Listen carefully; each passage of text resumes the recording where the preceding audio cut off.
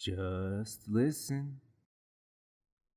Welcome to Just Listen Podcast. I'm your host, Randy Pack, and today we're doing a new segment called Podcast Takeover where I have a special guest who comes and talks about a topic that they want to discuss. And so today we have... Thank you, Randy. My name is Sung Lee. I've been a friend and colleague of Randy for about, I'd say, 2-3 months. I've got to know him quite a bit throughout our mandatory compulsory visits to our local church. Other than that, as a brief introduction to myself, I'm a Northwestern student. I'm studying some engineering and whatnot, nothing too sophisticated. I decided to come back to my hometown and do a little bit of spiritual walk, as well as to slack off here or two. Now, they do sound contradictory, but bear with me, my life's just riddled with contradictions. But the one thing I want to focus on, the one or the few absolutes I know besides God's presence in my life, are something called reality anchors, which is another fancy word for what I call friendships in college. Now, I'm sure most of our audience have friends, or I surely hope you all do in your day-to-day lives. But just for some regular statistics, just in case none of you do have friends, from the United States National Library of Medicine from 2016 by Dr. Yang and 5 other colleagues, there's been some pretty empirical studies done on the close association between longevity in the lifespan and the number of social networks and particularly friends that you have in your life. Of course, there are exceptions, like foolish college students as myself, who, with their friends, commit some rather grievous mistakes in their lives. But of course, that's just part of the exception, and this study does account for such like those. But another finding in this research study is that even though more people tend to open up to their families rather than their friends, when secrets are revealed unexpectedly, they trust their friends more than their families to keep said secrets. And this goes on to my next topic about the house of a person's social life. On the very foundation, at the bottom of it all, we have something called the family, which most of us have some kind of idea to do, whether it be our physical family in the blood, or adoption, or perhaps in the church. We all have ourselves at the very bottom from which we can reach to the top. And I think friends something similar to the interior of the house, where per se it's not the most important thing of a home. It does make it feel a lot more, I suppose, comfortable, a little more roomy, I suppose, despite the fact that your life probably won't expand much more than it already has right now. But moving on, from what I can tell on my own accounts, that friendships can do a whole lot to necessitate that push in your life, something that you feel is lacking, yet at the same time you really want to go any much more forward. And in my time in my first year in Northwestern, it was pretty darn cold. There wasn't much to talk to, not much to do in the stifling winter. And yet, I just decided to wander about my dormitories, talk to a few strangers, and befriend them. There are many stories you can have with these friendships, many good memories you can share, not only from your own life, but what you will create with those said people. For instance, I had a very smart friend, an exchange student from Korea. His name was Garrett Lee, I believe. And we've done a variety of construction projects together. One of them including was a entrepreneur project as to how we can make an ingenious tool that's never before seen. And as Garrett and I were thinking to ourselves, what on earth could be done in the market? Garrett thought, hey Sam, you know what's really lacking? You know what really bothers? You know what shivers my timbers? I thought to myself, that's a weird saying, but go on, Garrett. Well, spoons. When I wash a spoon in the sink, it just splashes everywhere. So, for a solution, Sam, what if we punctured very tiny holes within these spoons, such that instead of splashing everywhere by a curvature, it instead just falls right through? And I thought to myself, trying to reevaluate our friendship. What am I doing here with this man?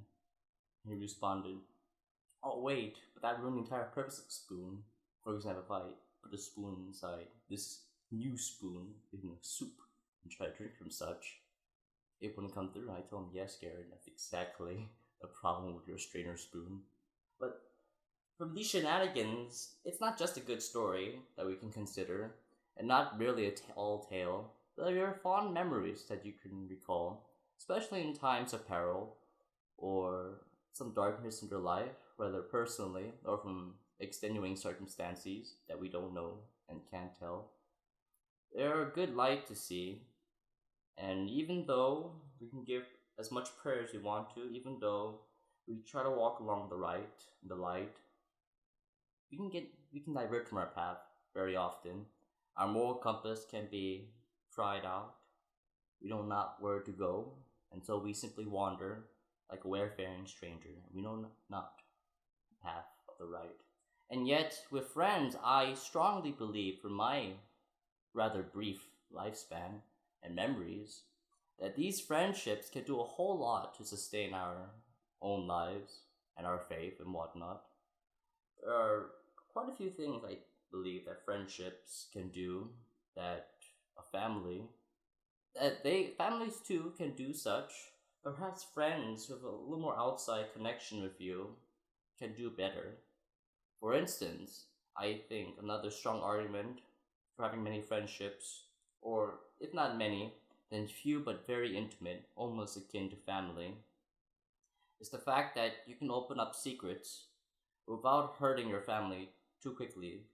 For many times, I think our actions can come without thought, and that we do what we want to without thinking what we have to.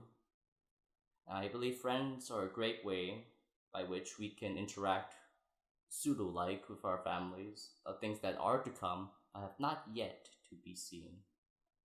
And from these times, I many times think to myself, well, what's the next step? And truly, when I pray, it's a little quiet, but I think God points me in a new direction, sometimes through signs that I never expected before. Sometimes it's by an outside party, like a friend, who knows not what I knew, not what I've done with another person, but they've done one to counsel me, so I can glean wisdom from them and know what next to do. Now, I'm not telling you if your friend tells you to jump off a cliff to solve your problems, perhaps it's time to close off that connection with your friend or a parent friend. But most of the time, I believe people have, or they try to, with the best of intentions, to help one another, to show each other the way. One thing I can sympathize with our dearest host here is just a few days ago we had a lovely meal together over board games, and we talked a great deal about friendship and faith. Well, more faith than friendship, but the point remains that Randy and I have opened up to one another in deep conversation at times, not over the meal, of course, but it's always nice, is it not, to speak to one another and to know that someone else really cares. And of course, our dear Lord always cares. He's always there, is he not? For our Lord is a faithful one, and yet, are we not the church? All of us combined. It's said that the sum of parts is greater than a whole, and I believe having two friends, yourself and a friend put together, is far more productive and far more powerful force than two strangers put together. And we can see how this collective works in wonderful, mysterious ways. Randy, do you have any anecdotes or tales to talk about your friendships and how they build up your life? Right now, I can't think of anything, but you just plowed through that. Let's go back to the research here. So, in this research that you did, how did it define friends? A friend in this research study was told having about 8 to 12 encounters during which you share and open to one another. Now, as to how exactly defined by intimate experiences, we're not entirely sure. I checked the glossary in Webster and also the study itself. Didn't say a whole lot, wasn't too expressive. And yet the point remains that there is a strong correlation, I don't remember if it's linear or not, that the number of friends you have is somewhat related or strongly related, I should argue, to your longevity and how long or how well you can live. There's been a slight, not a whole lot, but a slight reduction in health symptoms, negative health symptoms, if you, of course, take away other circumstances. And when was this research done? 2016. Okay, so not too far off. No, not yet. But does it take into account social media? I'm afraid not. No, social media is still something wildly beyond anything our Right. civilization has 'Cause, seen. It says friends on Facebook, but then and there's still like cyberbullying and there's still a disconnect even despite these friends and connections that you make. Hmm. And so that's why I'm trying to like figure out like what does it mean by friends, and does it take into that aspect of social media and these connections as well? For every community in which a person plants a seed, there will always be a person who roots them out, who takes them away from the original intent. And this is a difficult thing to tackle. The definition, the very meaning of a friend, is it simply one that you add on Facebook, a person perhaps you never met before, but you still put on the list? I would think not, but it's a little difficult, I would say, despite my experience, of course, with friendships and whatnot. But I think how we can know for sure if our friends truly are what they are, they say what they really mean to say, and not with deceit, is, I suppose, sympathy. Sympathy not only in feeling, but also experience. If you felt what they felt at times, if you thought what they thought at times, I think that's a great connection point and a foundation from which a friendship can blossom.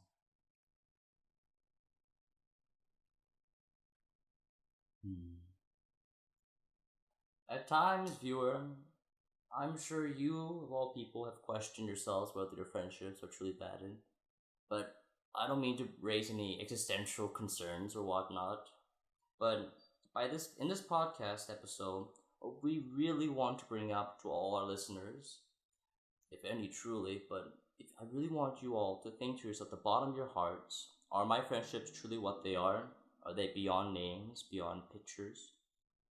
And if our world is beyond this photorealistic machine, if we are truly organic beings, creations of God, then let's see if we can sympathize the creation of our memories for our friends. If they really know at the bottom of our hearts that we care for them and they in turn. And there's a fear for a lot of people, this unknown. What if this were not to be true? And we don't know for sure 100% all the time. Some people will swear they know their friends are loyal to the very bitter end. But if we look at the very famous case in 44 BC, with a good old Caesar and 30 blades on his back, the very last words, supposedly by the Shakespearean play, was "Et tu, Brutus?"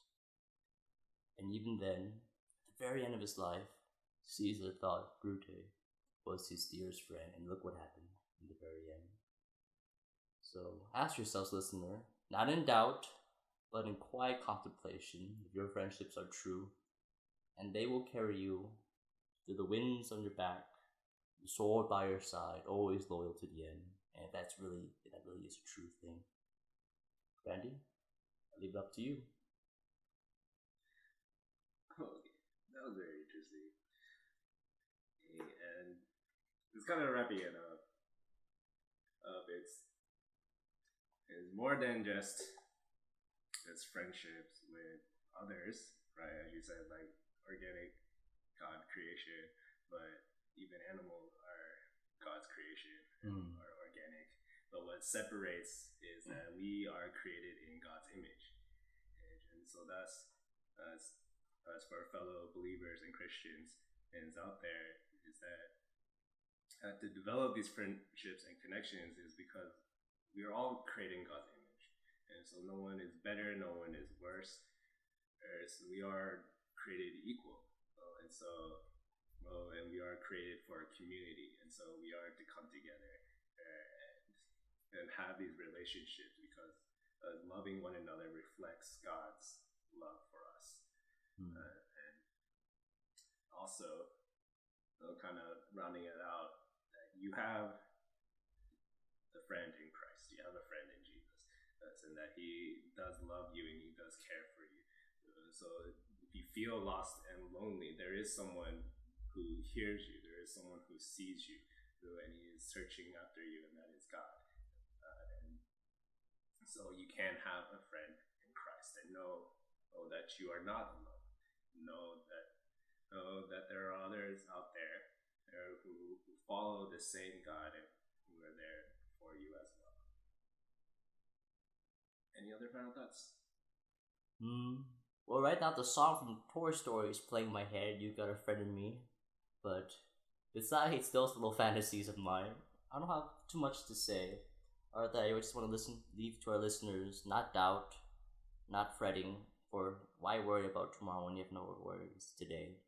Rather, just a lingering, just a very, very quiet voice in your head, one that calms you, to really think things through in your life and your events, and ask whether the people in your life truly help you, and if they really reflect God's creation love. And beyond that, I do wish our listeners the best of luck in their lives, and Godspeed to whatever activities you may do in your life. Okay. Thanks for listening. Bye.